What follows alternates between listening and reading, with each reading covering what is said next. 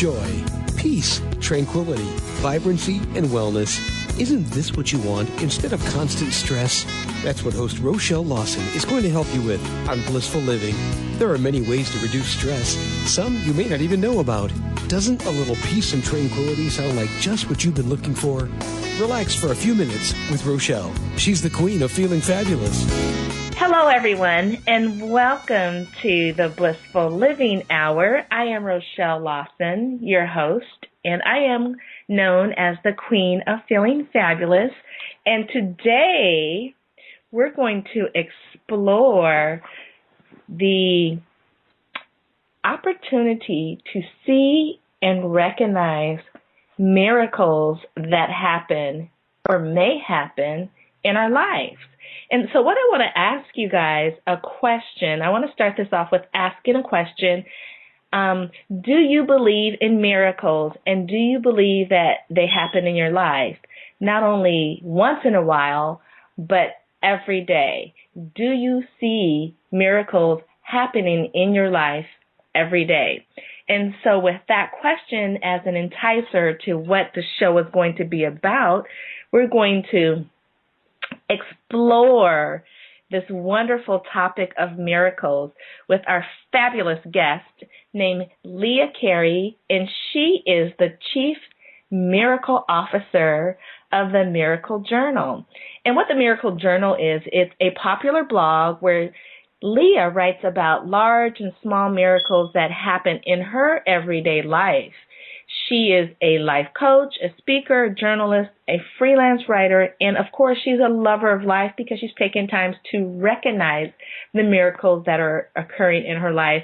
And in all of those pursuits, she works with people to identify what's exactly right in their life so that they can build upon that and even have a more joyful and fulfilling experience on a daily basis, which is all about blissful living, and it goes in so much with what we do and what we talk about on the show.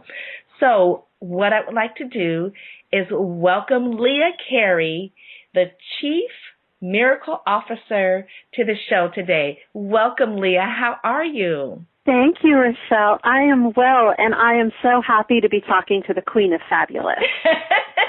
Well, you know what? I think we just go in synchronicity because I am so happy and very enchanted to be talking to the Chief Miracle Officer. So I love that. Love that. Thank you.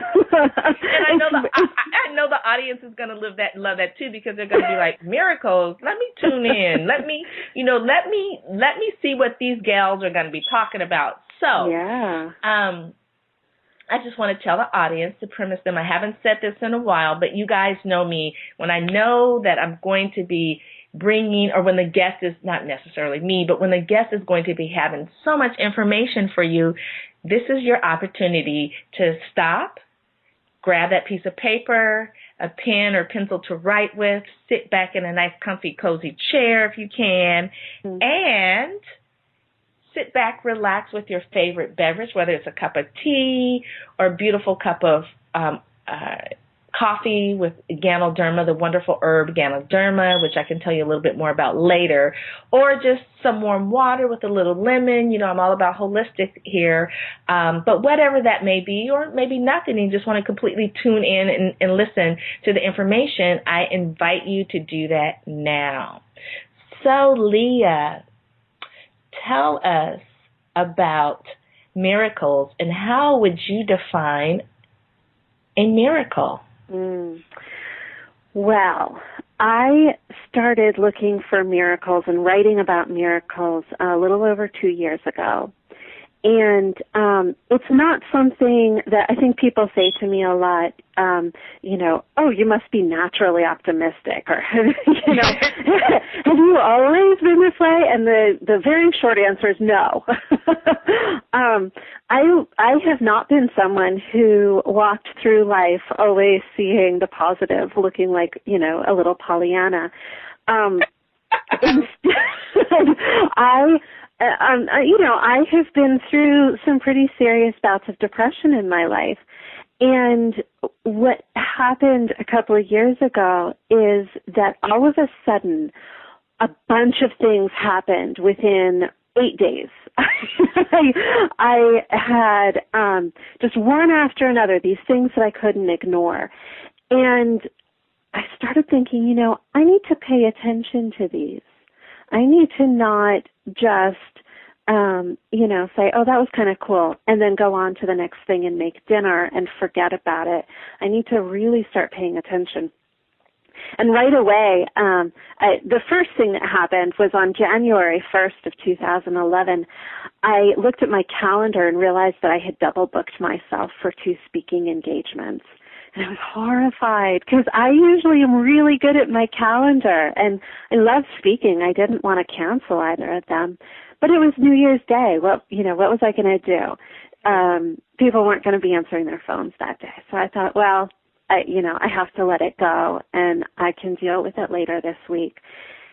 And literally within 2 hours, I got an email from one of those 2 groups saying, oh my gosh, I'm so sorry. We made a mistake when we booked you. Can we postpone your presentation till next month?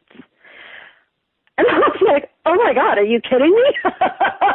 That's the most fantastic thing you could have said to me. And I went on to Facebook and, I wrote a note to my friends saying, hey guys, the first miracle of the year just happened. And I got all this feedback from people. And like I said, every day for 8 days, something incredible like that happened. And because I am attuned to looking for patterns and looking for metaphors in my life, I thought I need to pay attention.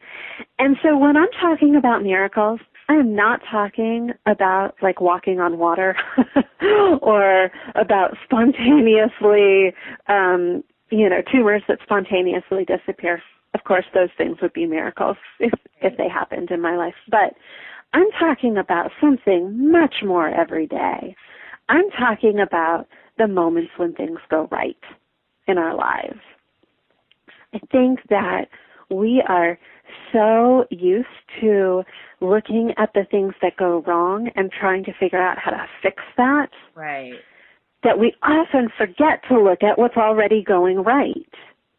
And so that's where my focus is. And those are the things that I'm calling miracles because putting that kind of label on it, putting that label on it that raises them to the next level forces me to pay attention to them and to give them as much weight as the difficult stuff.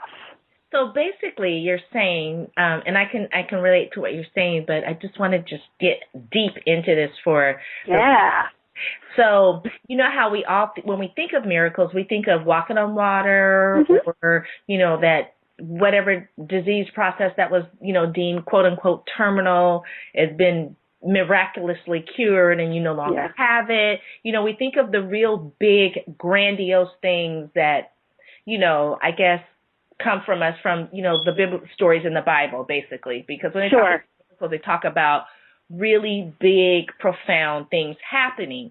But what you're saying is that miracles happen every day, every moment in our lives, and we just have to be attuned to it and keep our eyes open because the little miracles are the things that expand upon in our life to help us to have, to go forward and have and experience the beautiful life that we're meant to experience, correct? So it's absolutely little things that we don't even perceive as miracles, right? Because we're looking at the big miracles to happen in our life. Exactly. We're looking for the big, grand, good things, but fixated on the tiny little bad things. Right. I'm saying, let's look at the tiny little good things, too. I heard you just say that, the walking on water is the big, profound thing that has happened. And I love that idea because what I'm talking about is let's pay attention to the little profound things that are happening. Right. Let's really give as much weight to those as we do to the guy in our office who really irritates us every day when he comes in and starts talking to us. Right. It's so easy to get derailed. And I have a metaphor that I really like, which is we scientists tell us that there are approximately 75 trillion cells in our bodies. That's trillion with a TR. Right. And so what I say is that's 75 trillion little miracles, because we don't have to think about which way our blood pumps. Right. Our body takes care of it for us. We don't have to pay attention and tell our liver how to detoxify. It has an innate knowledge of how to do that. And in fact, if we got involved in that process, if we tried to tell it how to do it, we'd mess it up. Oh, totally. Because most of us have absolutely no idea why, how, any of that. So our bodies are these living miracles that are constantly doing these processes that we can't even imagine, let alone consciously participate in. So if there are 75 trillion little miracles going on in every moment of every day within the, 5.5 square feet of my body, can you imagine what's happening in the room around me, or in the house around me, or in the office around me, or in the grocery store around you, or in the car around you? I mean, it's just, when I look at it from that point of view, it becomes, it's like it would be impossible for there to not be something going on in this moment. I like that. It really, you really expand upon being open to looking and seeing and then receiving the miracles that could potentially occur in our life.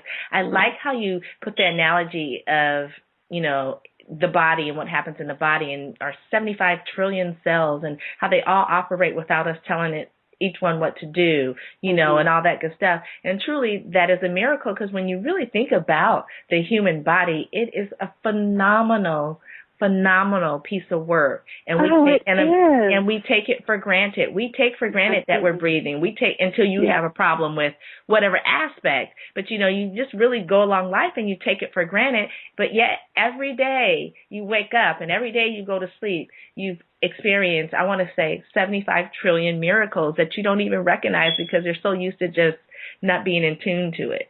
Exactly. We are unconscious of so many things, and that's not a bad thing. Again, if we tried to tell our body how to do all those things, we'd mess it up. Yeah. Because we would be trying to put our controlling mind on something that's not ours to control. Mm-hmm. But if you then look at your life, if you take the metaphor and expand it to your life, how many things in your world are you trying to control that you're maybe not supposed to be controlling? Right.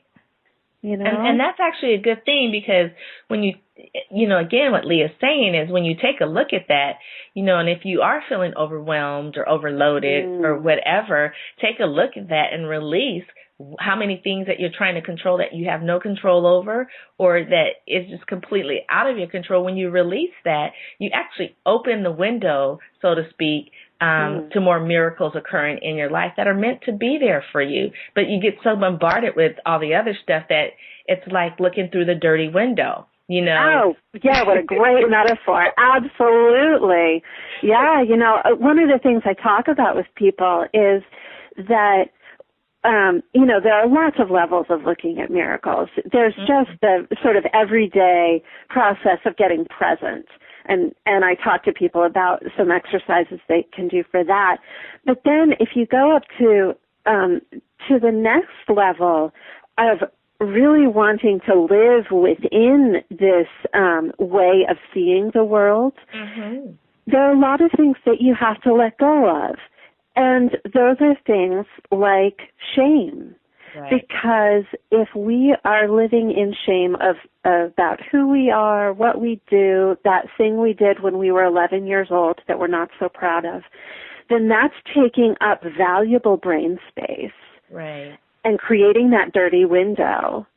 And if we're always looking over our shoulder, wondering when somebody's going to punish us for something that we did in our past, that doesn't leave room for us to be present in the beautiful things that are going on around us today. Now, that can scare some people to hear, oh my gosh, I have to let go of all this stuff. And I'm not saying you have to do it all today. Right.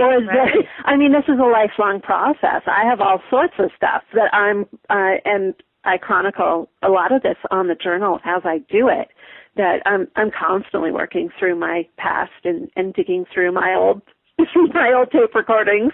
Yeah. And as I release things, I get a little cleaner and a little clearer. It is an ongoing process, but it doesn't have to be scary. It doesn't have to be hard. And I think we have this sort of cultural impression that it does have to be scary and hard. And it's really not.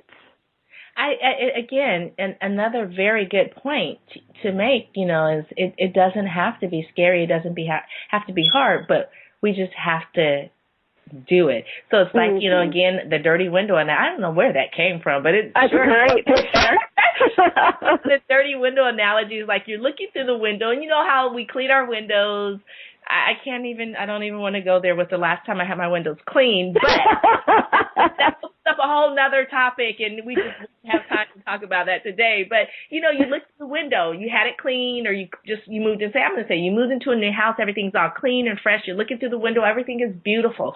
But over time, dust and dirt and stuff builds up on the window, but you don't even recognize it because you still can see, you can still look through the window. You don't even recognize that it's, you're not seeing as clear as you once were. And then fast forward, say 5 years, you haven't cleaned the windows. Well, there's a lot of stuff on that window. And even though you can still see through it, you're it's more diminished than when, the window was new 5 years ago. And so when you go out there and you clean the windows and you're like, oh my gosh, everything looks so vibrant and so bright and, this, that, and the other, it's because you've allowed some of that slough to come off. And whole new full perspective. And with that, let's see. Now, you've got this whole new full perspective because you're able to see now through the clear window. You've let go some of the garbage or the toxins or the junk that you've been carrying along with you. But how does paying attention to these small miracles that occur in our life change our life? Yeah, absolutely. And I think it actually goes very much with what you were just saying. I love this picture of the dirty window. I'm totally going to take it and use it. That part of what happened for me, like I mentioned a little bit ago, I have a history of depression. It's a family history that I thank you to whoever was giving those things out when I was born. I happened to pick that one up on my way in. And so, I know a lot about that darkness, and I've done a lot of things through my life to try to find my way to the other side of the darkness. And that includes the things that we all do, therapy and, working. So, well, maybe not we all do, but working with food. At some point, I finally did go to medication, and thank goodness I did. I think, let me just back up for a second, because this is something I think that really needs to be said, even though it's a little bit off topic, that I went through a lot of years of being told by different therapists that they thought I should go on medication, and my response always was, I don't want to do that because I don't want to be drugged out. Right. I think, I firmly believe that if I do my spiritual work, then I will be able to get to the other side of the depression. The problem was I was so depressed I couldn't do my spiritual work. Right. And it was not until I got onto the medication that I was able to begin doing my spiritual work and my spiritual healing. I think that's so important for people who are sort of on this path to hear, because it's a common conception that's out there. So anyway, let me get back to the topic, which is that when I started on January 1st, 2011, I had already done a lot of healing, but I was still struggling with depression. And I started this, and what it effectively did was get me to go out and clean the window each day. Oh. It was like every day I was looking for what was right. I actually got to the point where every day now I am looking at my experiences and saying, are you my miracle? I go and I pump my gas and I think, is this my miracle? I go into a grocery store and I have a conversation with a neighbor who I bump into and think, is this my miracle? I read something, I think, is this my miracle? It's a completely different way of going through my life. And so that is, I think, the process of cleaning my window every day. And there are days when I don't feel like it. I mean, right. Right. But, I mean, that's natural. Yeah, absolutely. And there are days when I am cranky as all get out.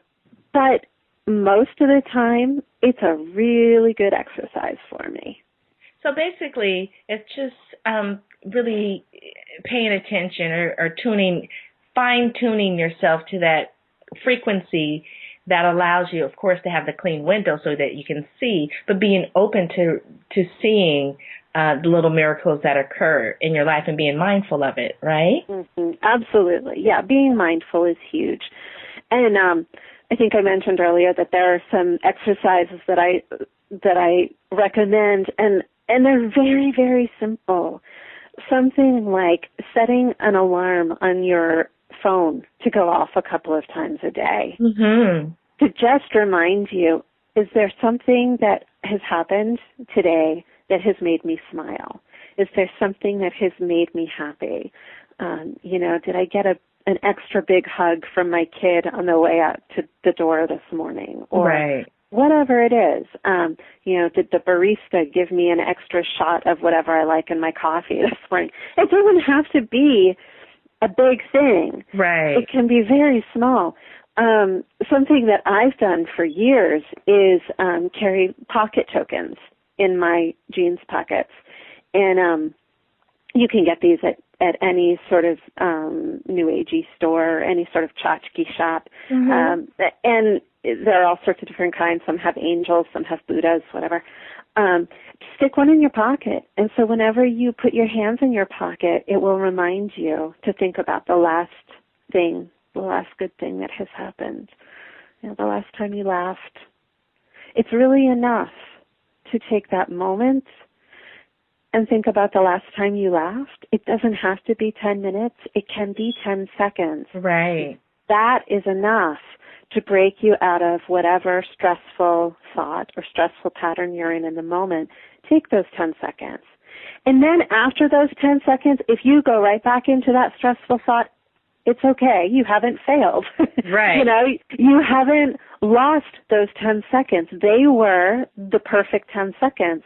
And then maybe tomorrow you'll be able to hold it for 12 seconds.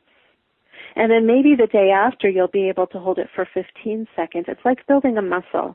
Right. You don't pick up the 100-pound weight to begin with and expect that you're going to be able to do arm curls right away with the 100-pound weight. It's the same thing when people say, oh, I heard something brilliant, and now I'm going to remember this forever, and my life is transformed, and I'm always going to think this way.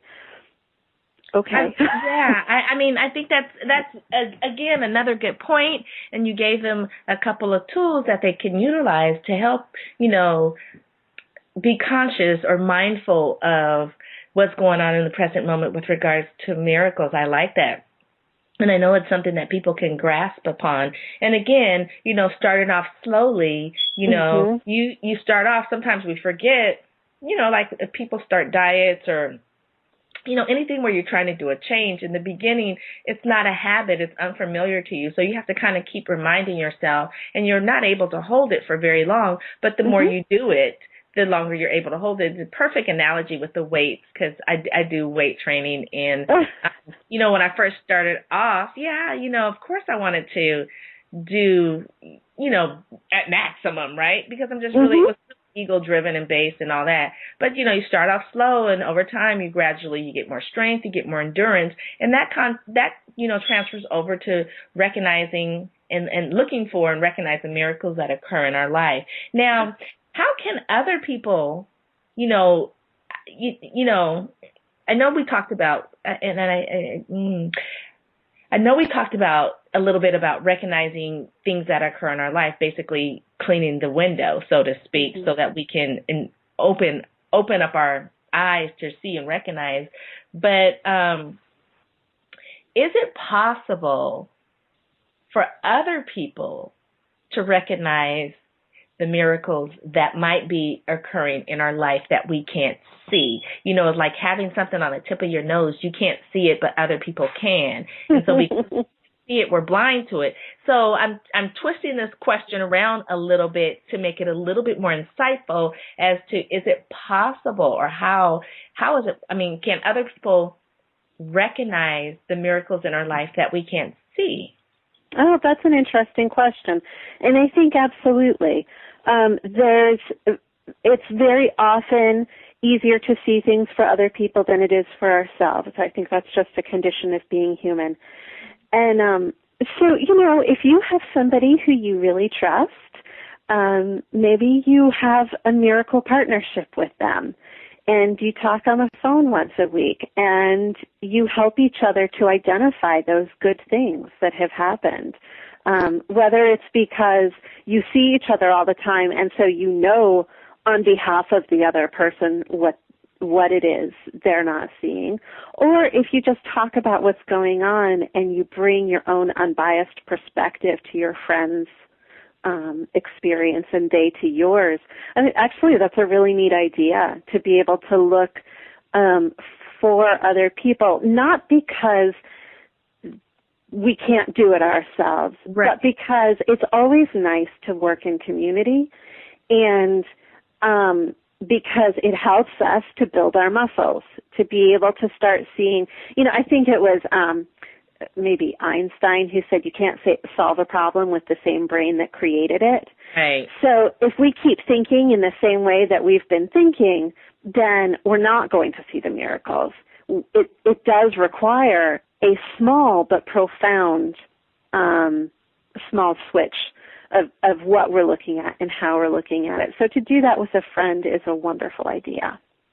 Yeah, I think it, you know, sometimes when you have I want to say an accountability partner or something, mm-hmm. it just, you actually become more mindful of what you're supposed to be doing. Oh, absolutely. I have any number of accountability partners in my life. And in fact, I'm working with a group right now. I've written about this on the journal a few times. I'm working with a group of 3 other women. We're doing a weight release exercise together. And even though I, at some point in the last couple of weeks, recognized that what I need to do is focus on how my body feels rather than how much it weighs. Right. So I'm not paying as much attention right now to the scale, but also to like portion control and all of that. I'm just paying attention to the types of foods that I'm eating. So I'm feeding my body healthy food. And having that partnership where we email each other every day about our wins and losses and, you know, the struggles we're having and the victories and all of that helps keep me mindful in every meal about what I'm eating. I'm a huge fan of accountability partners. Yeah, I mean, I just think that's just another tool that people can utilize to help them see the miracles that, you know, that are occurring in our life. Just the fact, and we take it for granted, just the fact that we wake up every morning, we're able to breathe, that's a miracle. Remember, there's 75 trillion miracles that are happening spontaneously that we're not even aware of in our life. So I think that that's a good one. Now, tell me, why are miracles so easily overlooked? We are all so bloody busy. I mean, I don't know about your life, but in my life, I wake up in the morning, I make sure that I get a quick breakfast, I pack my lunch real quick, I jump on the computer to check my emails and you know, get all the stuff done that I have to get done, and then I run to work. And then I'm running at work for 8 hours, and then I run home, you know, like, and I don't even have kids and a spouse. I'm just dealing with my own life. I don't know how people who do it, who have 4 kids to handle. So we are all so busy that we don't take the time to just slow down for 10 seconds and pay attention. I mean, I remember any number of times I've talked to people about, you know, can you find 20 minutes in your day? And they very honestly say no. Okay, can you find 10 minutes in your day. And even that is difficult because, and again, I think it's, it's a state of mind. It is a mind shift. And yes, those 20 minutes do exist, but from where we're sitting, it can be really hard to find them. Right. And so if you don't even have time to take a breath, then it's going to be really hard to find the miracles. Now, here's the thing. You do have time to stop and take a breath. Right. You do have time to put your hand in your pocket and feel your pocket token and say, what is the best thing that has happened to me in the last hour? Right. You do have time to take that breath, but you have to be willing to do it. Again, a very good point that should be very well taken is, again, being mindful, and bringing that present state of mind.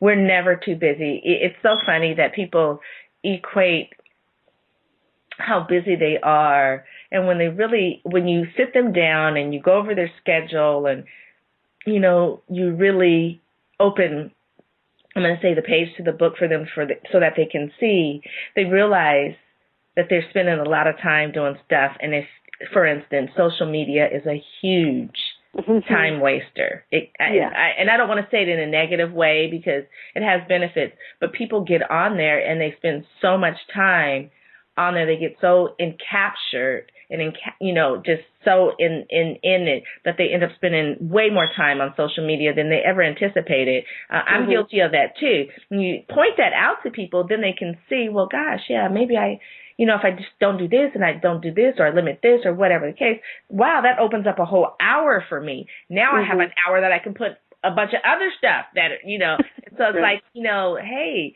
that was a miracle in itself to open up that hour so that you can see that you can spend, now have this additional hour of time we found that you can utilize, and you can spend 5 minutes of that time appreciating the miracles that are happening in your life.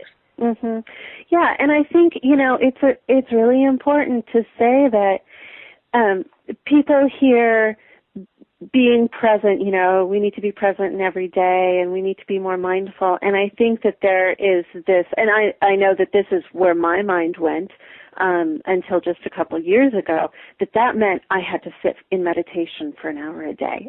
I had to become a monk in order to be good enough to do any of that. And that's why I'm saying it's not true. If you have an hour a day to meditate, good for you. Right. That's fantastic. But if you're living the sort of Western culture life that many of us are living, and you don't have that hour a day, it's okay. You can still be calm. You can still find your presence. You can still find the miracles. You can make it, instead of saying I'm going to spend an hour meditating, say I'm going to spend a minute each hour breathing. Right. It's a very different way of looking at it, but this whole monkhood thing that we've all got going on is not helping us. Right. And truly, you guys, you don't have to, become a monk to spend time with yourself and to recognize the goodness that's occurring in your life, or the miracles that may be happening. Now, are miracles always happy? It's a great question, and no. I can tell you from my own experience that if you read the Miracle Journal, you'll see that there are plenty of days when what I'm writing about is hard stuff. It's, digging through the old things that have been triggered on that day for whatever reason, the abandonment and pain that I felt in my relationship with my father. That's a big one that comes with some frequency. And so are those fun, light, joyful things? No, that's really going under the surface and really looking at what happened and what did I learn from it. And very often what I learned from it is that I'm okay, that I'm strong. Right. When I look at the fact that my dad couldn't love me the way that I know he would have wanted to love me, what I realized is he was doing the best he could, right. but also that I grew up, you know. I became an adult who is pretty functional most days. Right.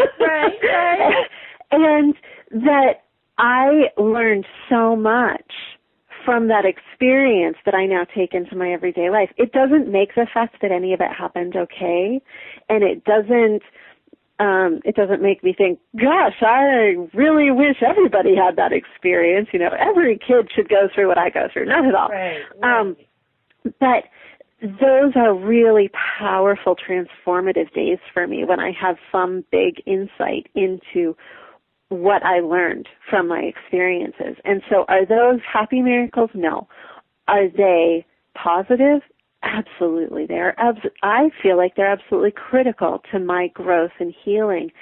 And I think that they're potentially the most important ones for me. So let me ask you, with regards to that, what would you say, or what advice would you give to someone who actually is starting to take the time to look at the miracles that are occurring in their life and realizing that not all the miracles are happy, you know, loving, beautiful, phenomenal, fabulous miracles? That, you know, actually there's some sadness or despair, anger, or different kind of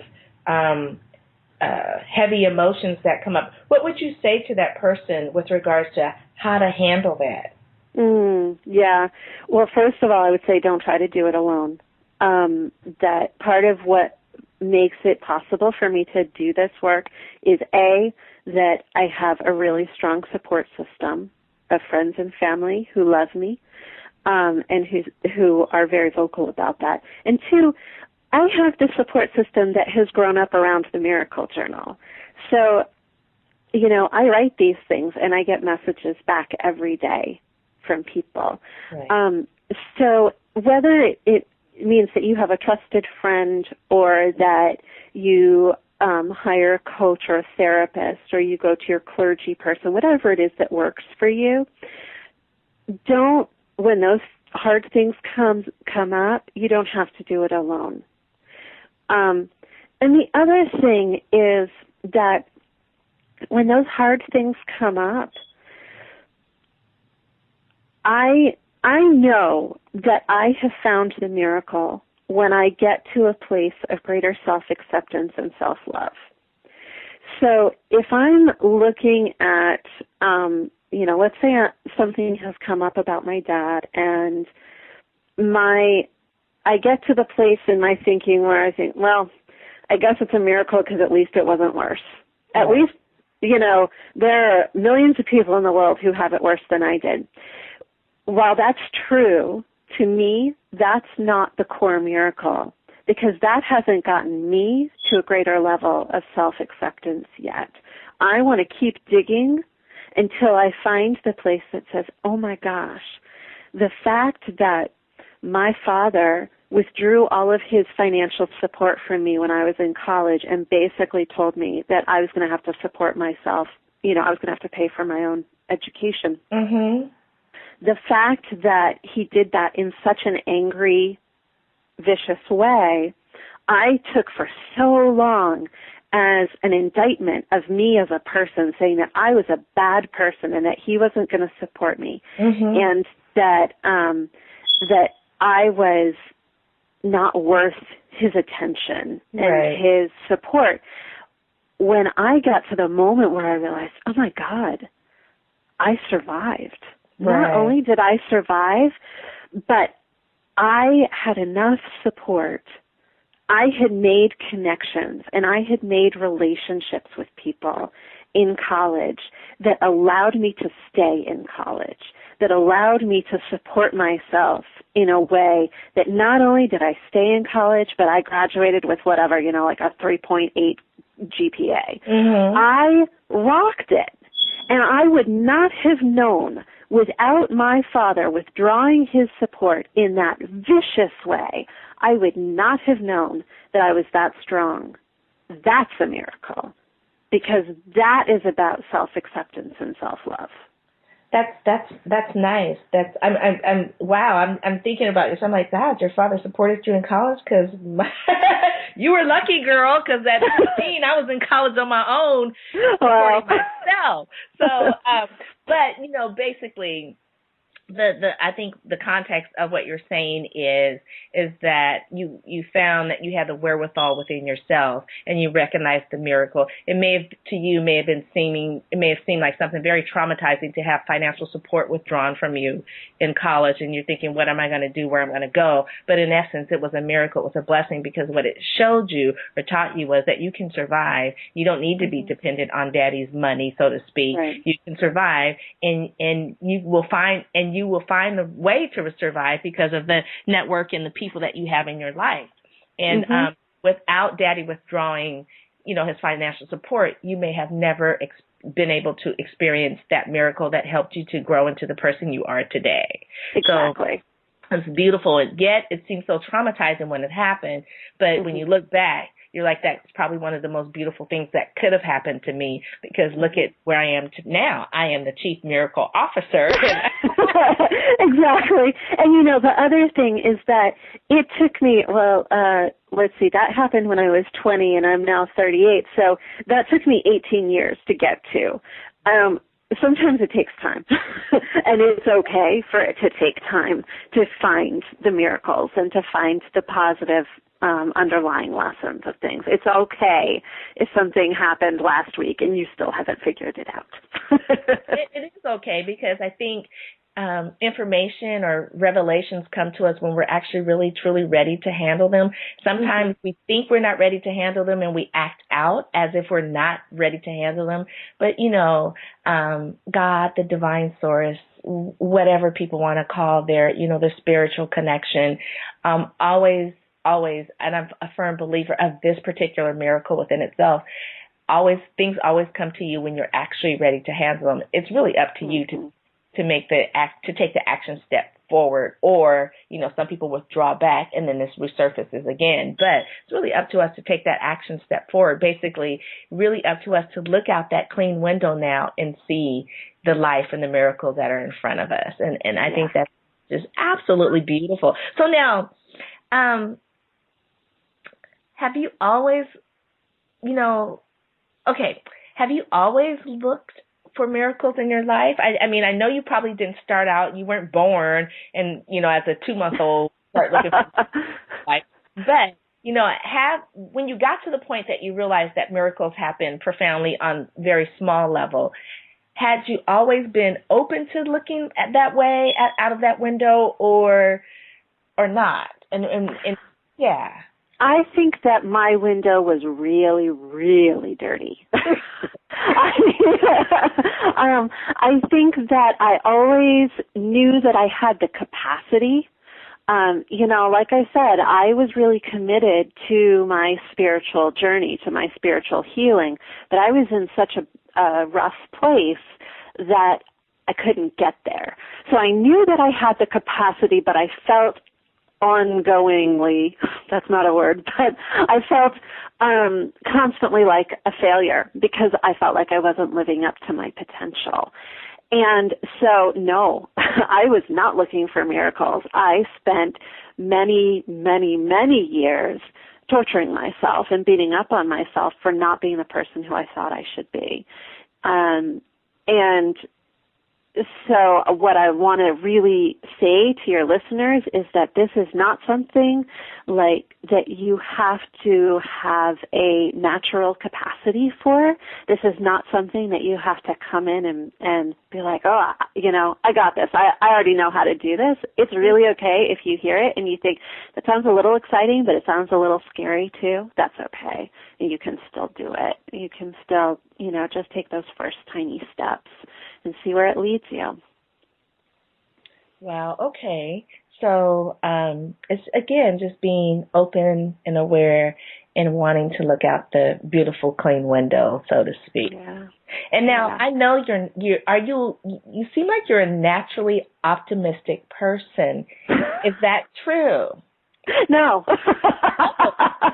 I mean, once again, I would love to be. I think that people who are just, sunny all the time are delightful, and I love to be with them. I'm not that person. I have really hard days. Even in the midst of all of this miracle stuff, I have days that are crappy, and that's life. And I have days when I get really irritated with my coworkers or with the guy at the gas station or whatever. I'm just like everybody else in that way.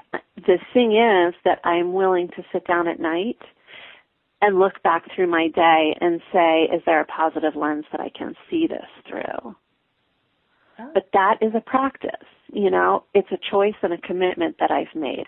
It's not necessarily because I'm inherently optimistic.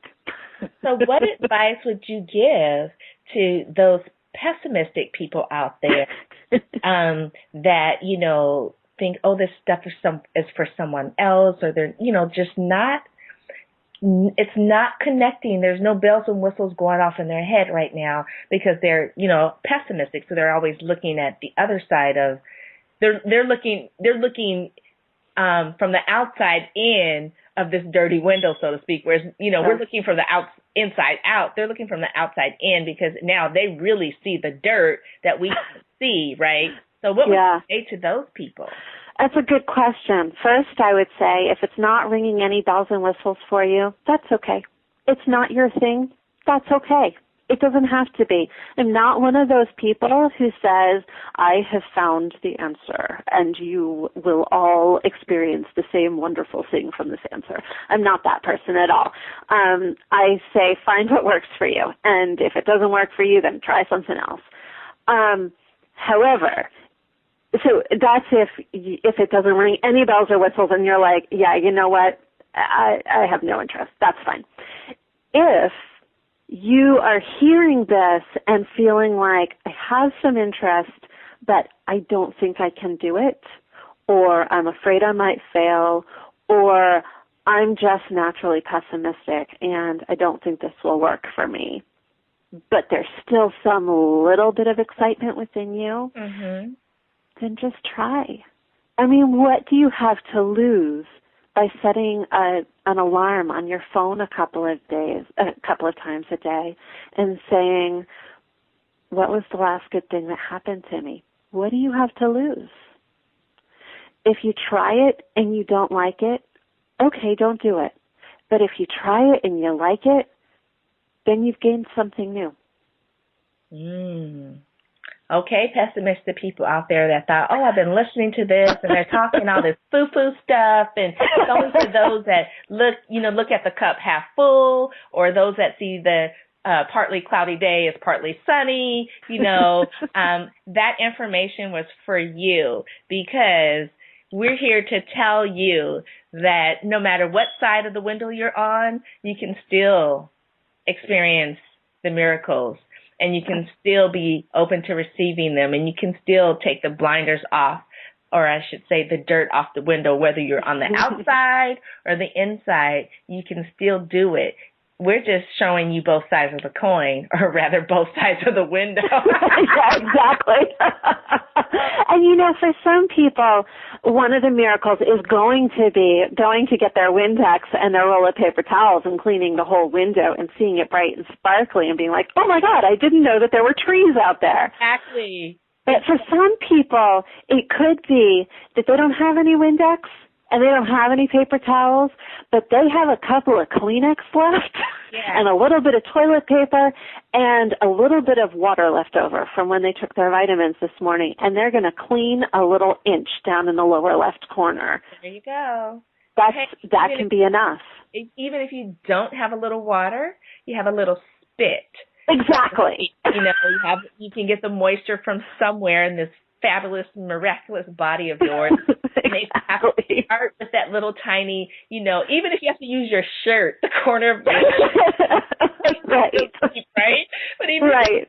corner of your shirt and some spit, do a little spit shine on that little corner where you can see, just know that it will expand because now you're looking for it. And the more you look for it, the more it expands. And the same thing is true with trouble. When you look for trouble, you find it, right? So sit and look for miracles and look for goodness. And that's what you will find, but it's so hard. So you just got to keep doing the things that Leah says, like setting your phone and things of that nature. When you, there's another thing that I like to tell people is like when you're outside and you hear the birds chirping or singing, it's a beautiful way. You're out in nature. How often do we hear that and we really don't pay attention to it? We take it for granted. Right. That's a miracle within itself to be able to actually hear the birds having their conversation, and who knows, they may be talking about you as you're walking.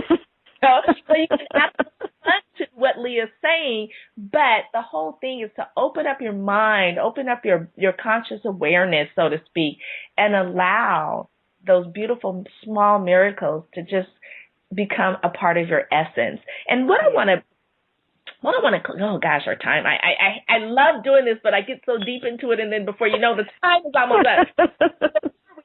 That's a good sign. Having a good time. There's a lot we hear about in popular culture or our society today about the law of attraction. And this is, really came forefront when the book and the movie, I don't know if I would call it a movie, but, The Secret came out. And information has been in existence for thousands of years. I mean, I'm reading books that they were talking about the law of attraction back in the early 1900s. It's not anything different, okay? It's just the way it's being disseminated to us in a different context. We live in a different state, different mindset. What would you say is it similar? So is finding miracles the same thing as the law of attraction? Are there similarities with that? Mm-hmm. Good question. So first of all, I would say that it is similar in that when you start looking for miracles, you start seeing more miracles. So what you're paying attention to, you draw more of to you. It's dissimilar. It is, in fact, I think, at a higher level than, because there are many, many spiritual laws. The law of attraction is just one of them, and it happens to be the one that's getting a lot of popular attention. I think that there is another law at a higher order, which you might call the law of grace, which governs the fact that our bodies work without us having to think about them. Now, or that, the seasons cycle and the trees drop their leaves and their acorns and their pine needles and they go to sleep for the winter. And then in the spring, some of those things germinate and we get new trees and the older trees bring their leaves back out. All of those things happen whether we're paying attention to them or not. So you can't call that the law of attraction. But they are happening, and it is our, part of our journey in life to start paying more attention and to start cleaning the window, taking off our blinders, and seeing those things for the miracles that they are. We don't have to earn them. They can never be taken away from us. The trees will keep doing what they're doing from now until eternity, whether we get dinner cooked or not, whether we get the kids to school in clean clothes or whether they still have on yesterday's muddy pants. It's got nothing to do with how well we act or at what level we are vibrating. It has to do with the fact that there's a natural cycle of life and a natural cycle of everything that's going on around us. Think again of the 75 trillion cells in our bodies. They are active in every moment of every day, whether we're aware of it or not. And there's nothing that we can do to take that grace away. There's nothing that we have to do in order to tell God or to show God that we are good enough to take our next breath. That is grace. And that is the level that miracles operate at. Wow. Wow. Okay, you guys. And with that, we're going to say thank you very much, Leah Kerry, the Chief Miracle Officer of the Miracle Journal, for sharing her miracle essence with us. I want to let the audience know how they can get more of you if they, so choose to do so. Yeah. So can you tell us that? Great, absolutely. You can find me online at themiraclejournal.com, just the way it sounds. That's the blog. I usually post there 3 or 4 times a week, and they are always posts about the miracles that I'm finding in my life. I also welcome readers to send in their own miracles, and there's a place on the website to do that. So please come share your miracles. You'll also find links to social media there, to Facebook and Twitter and all that. And I also encourage you to please sign up for my newsletter. I send out a weekly newsletter that's all about, life lessons and some of the stuff that we've talked about here today and how to find more miracles. So please come join me. I would love to have you there. Come be another miracle watcher in our miracle community. And oh my goodness, thank you so much, Leah. You guys, her website address will be posted on the radio site here, so no worries if you weren't able to get it down. And again, you can listen to her over and over again if you like, because I know sometimes, our analogy with the window being dirty, I know that's just touching so many of you that can relate to that. But rest assured, her information will be on the website for you. So don't worry if you weren't able to get it all down. And Leah, I want to thank you so much for being a guest on the show today. We learned a lot about miracles and just being open to looking for and receiving the small miracles that occur in our life. And I think a big thing that people can, if they didn't take anything else away from today's show, they can take away the fact that 75 trillion miracles happen every day in their life, whether they believe it or not. It's their body and the processes of the body, which is a miracle within itself. Yeah. So, again, thank you for being a guest on the show. Oh, thank you, Rochelle, so much. I've really enjoyed it, and it's wonderful to talk to the Queen of Fabulous. It's wonderful to talk to the Chief Officer of Miracles. I love that.